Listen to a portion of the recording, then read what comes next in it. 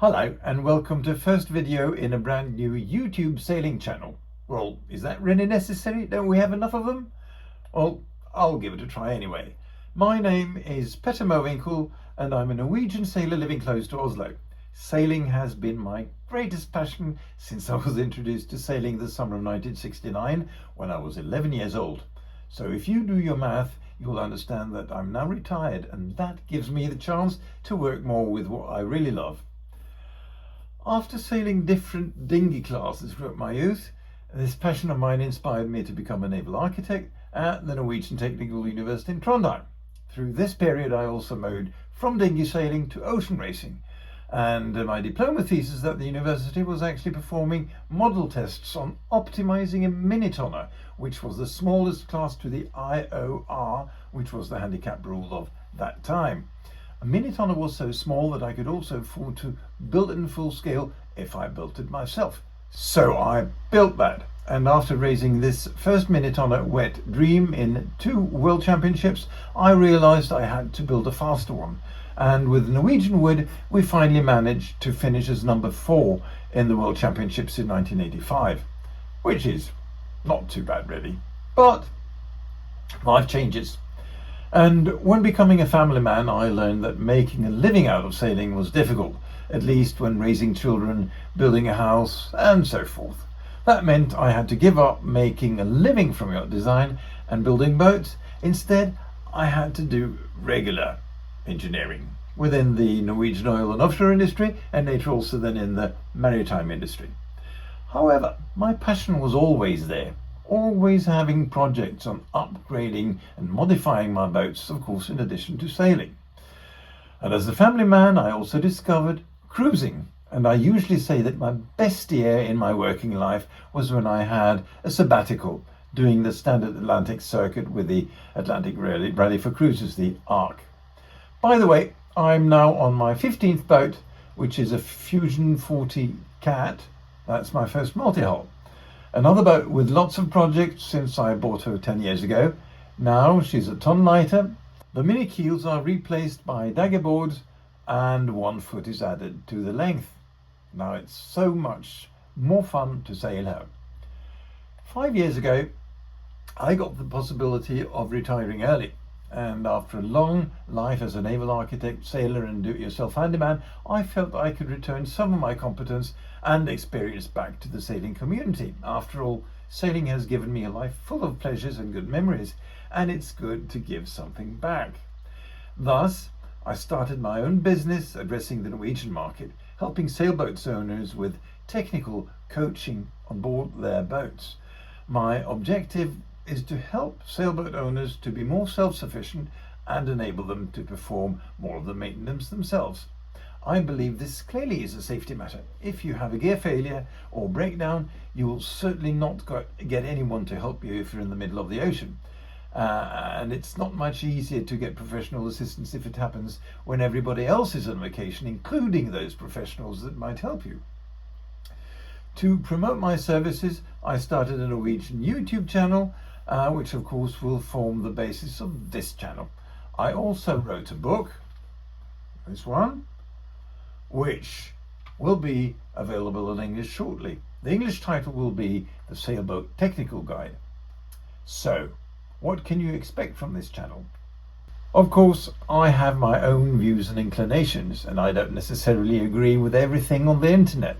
There are some true believers out there with very strong and even exaggerated opinions on what's good and what's bad.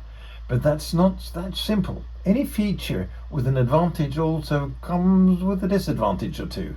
Very often the challenge is to find the compromise between performance, comfort and cost. And what suits one sailor doesn't necessarily suit another. People have different dreams, inclinations and needs, so your preferred choices may well differ from mine, and that's okay. The perfect boat simply doesn't exist because they're all compromises. I hope, however, you have found or will find the one that fulfills your needs and dreams. The important thing is that we enjoy sailing. Thus, my objective is to share my experience in an unbiased way, and I wish to present both sides of the coin, both pros and cons.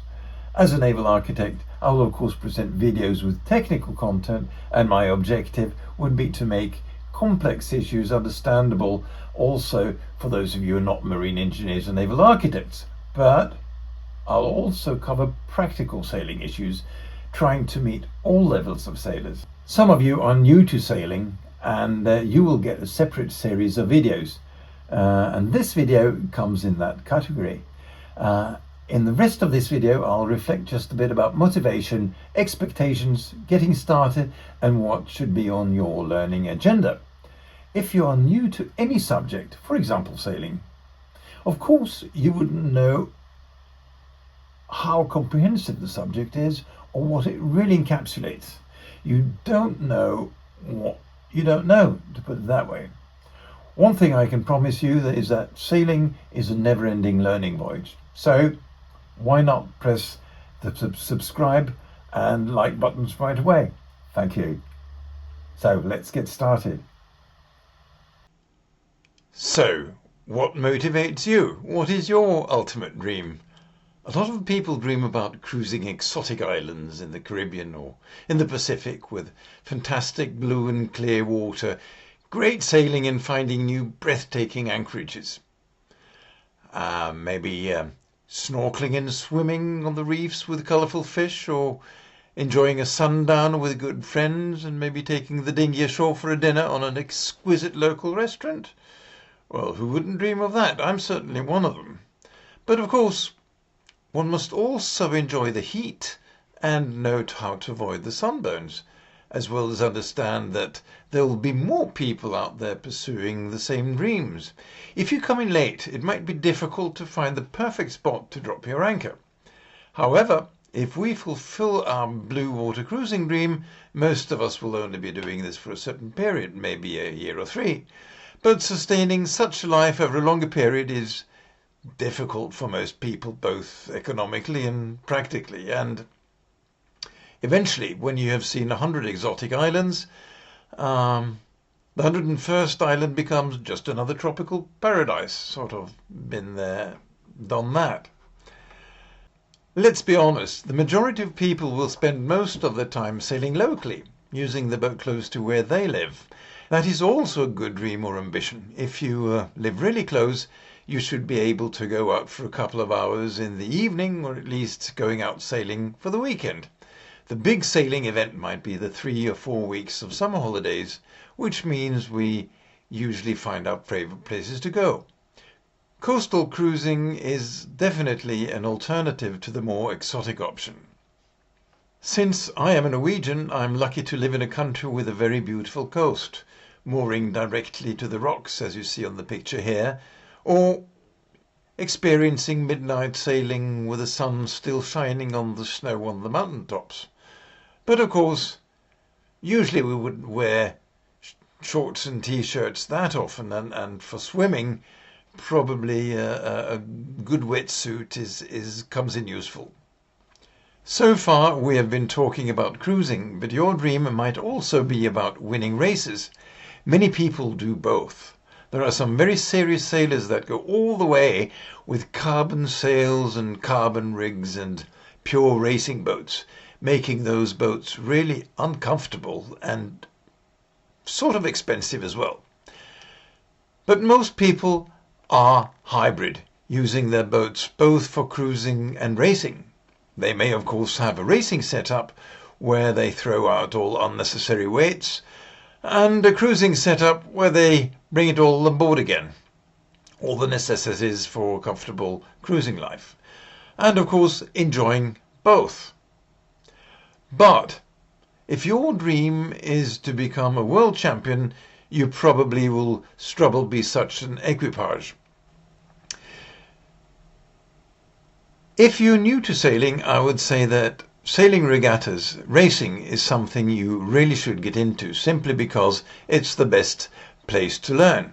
You will definitely find yourself outside the comfort zone every now and then, and that's because when the others hoist the spinnaker, you will do so too, even if the wind is slightly higher than what you really like. Talking of dreams, it's important to nourish them. Keep them in a separate memory box. And whenever you experience the magic moments you dream of, then put them in that same box. You will need that, since there is a struggle and hardship related to sailing as well. Some compare sailing to tearing $100 or euros or pound notes whilst being nauseous and standing in a cold shower. So nourish your dreams with the magic moments.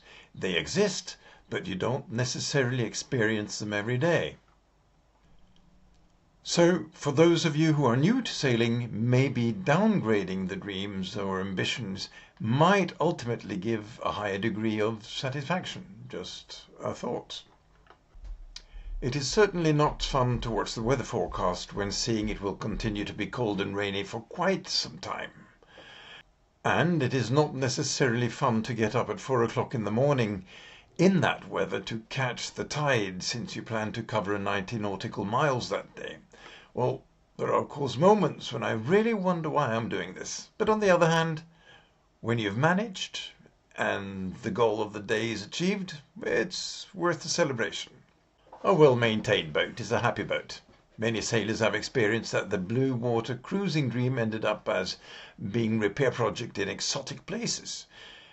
It's definitely not fun waiting for spare parts whilst fighting customs to get the spare parts out. You can never guarantee that your boat will work flawlessly over a longer period of time, but you can significantly reduce the risk of breakages if you do your preparations. So make sure that pictures as displayed here are part of your preparations or planned maintenance, not the breakage that shattered your ultimate dream. Also remember that when sailing, you'll probably not be alone on board. Others may feel differently about sailing than you do and have other expectations. This film shows sailing on the IJsselmeer in the Netherlands, and with only 3 meters of water depth, the seas get really choppy and uncomfortable. My wife was planning for an online meeting with her job, and you can guess how that went. I was supposed to do the sailing. Anyway, if you get seasick by watching this video, sailing is probably not for you. But anyway, remember, your sailing experience also depends on meeting other people's dreams and expectations. But then, suddenly, the magic moment appears. I really enjoy good sailing, and whenever the boat sails well, I'll be a happy man, feeling the acceleration, the speed, and the well-balanced boat, sailing my catamaran upwind in 9 knots of speed with the glass of wine standing on the table. That is quite fun. I enjoy that. And this is clearly one of those good experiences that I put in my memory box. Another type of memory that goes into my box is when nature displays its beauty. This very, very special moment is one of those moments which make me endure all the struggles and hardship that I experienced while sailing. This little video shows the island of Lovend, just at the Arctic Circle. We're in Norway. It's midsummer, it's midnight, and completely calm. Temperature is about 22 to 23 degrees centigrades, believe it or not, and I'll simply let this video speak for itself.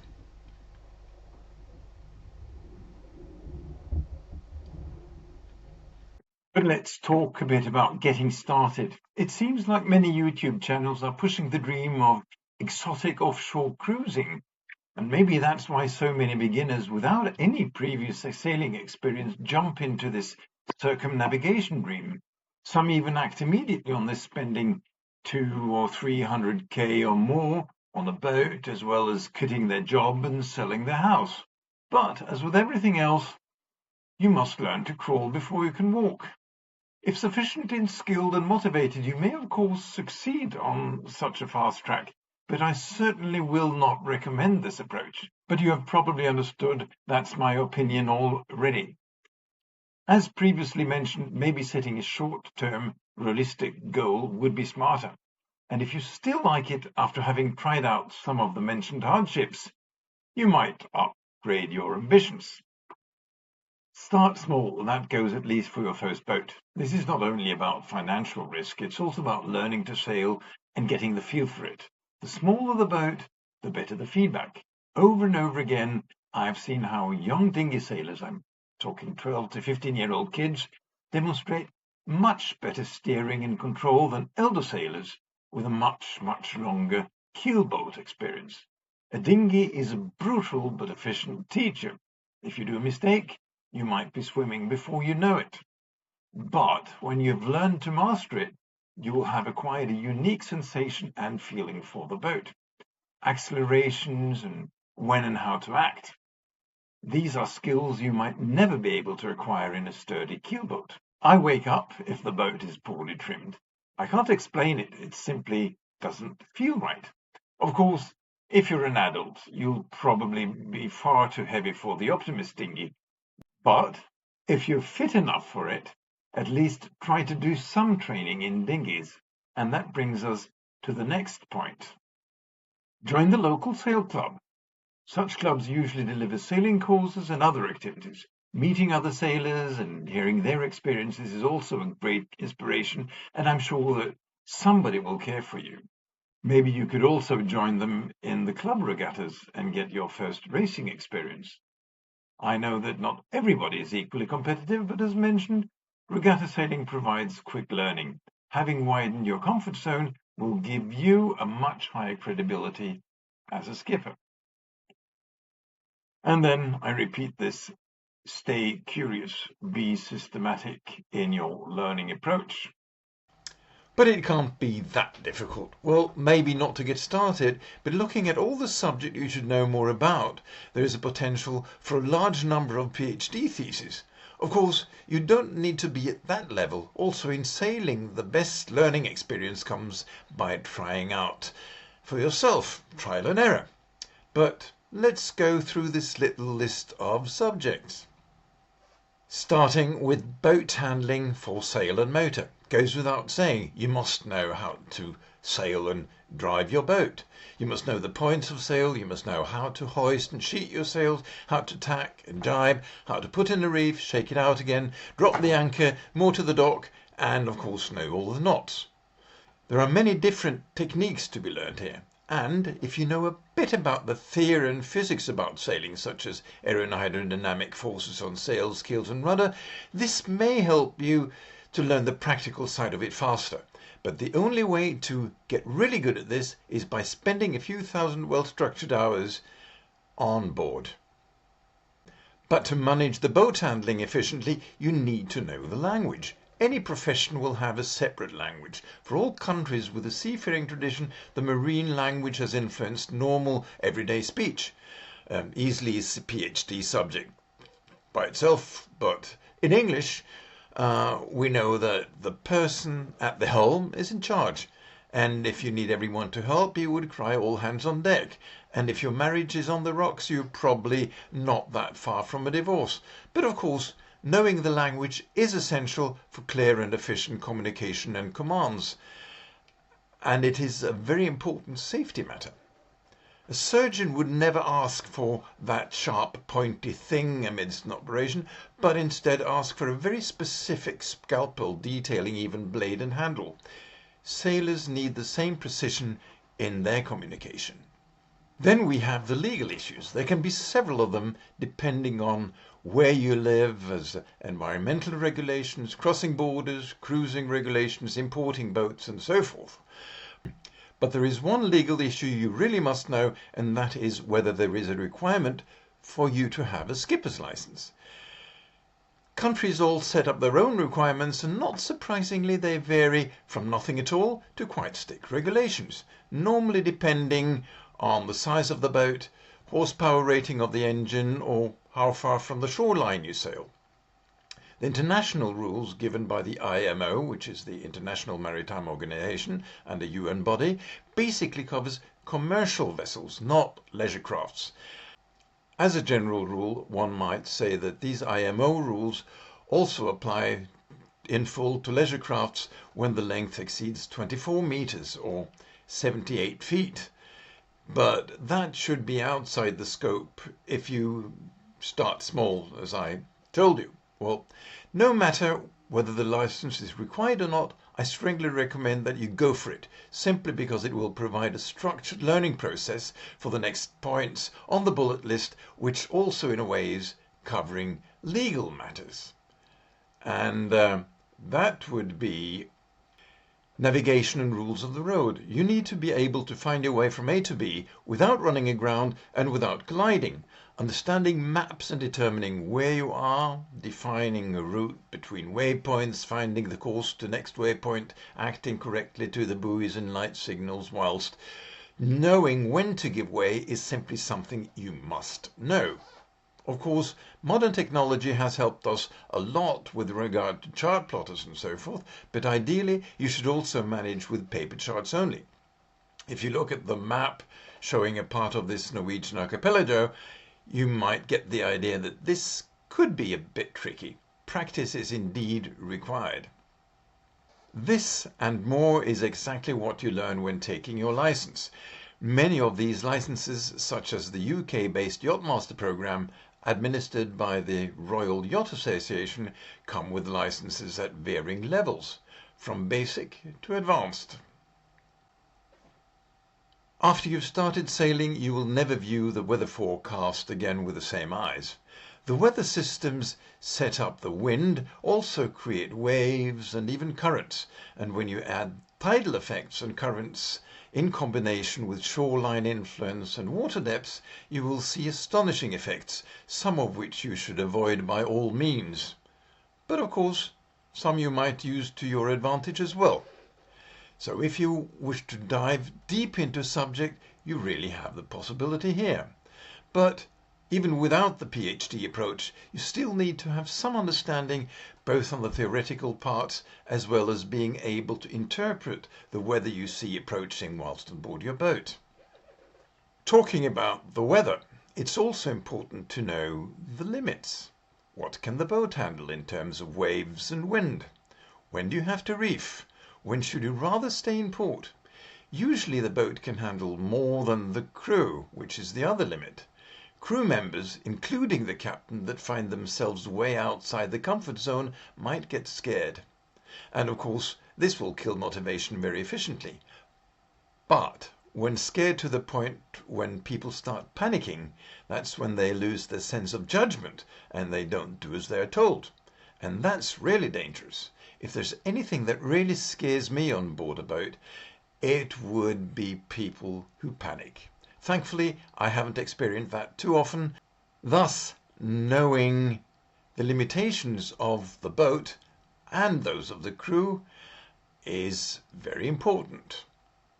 And having said that, a smiling, relaxed and confident skipper may at least soothe troubled minds of the crew. Then it's about boat and equipment, maintenance and managing yourself. Ideally, you should be a capable sailmaker, rigger, diesel mechanic, GRP specialist, carpenter, plumber, electrician and data network expert in combination with deep knowledge of the boat as such. And of course, this is a rare combination of professions, I'd say. It's so difficult to find good people nowadays.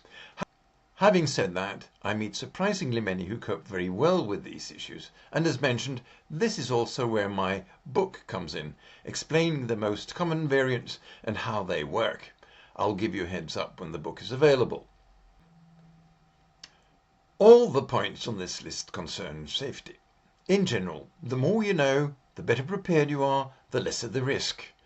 The Norwegian polar explorer Roald Amundsen, the one who made it first to the South Pole, beating Scott, by the way, had some ideas about this. The commonly cited version goes something like, "Victory awaits him who has everything in order. Luck, people call it. Defeat is certain for him who has neglected to take the necessary precautions in time." This is called bad luck. So, there is no doubt the best way to handle accidents is to avoid them. Whether this is personal injury, man overboard, fire, collision, grounding, precautions to avoid such events is perhaps the most important thing you can do in promoting safety. But of course, you must also prepare for accidents in case they happen. You must have suitable equipment to limit the extent of damages and know how to use it, whether it's the fire extinguisher, the down buoy or the EPIRB.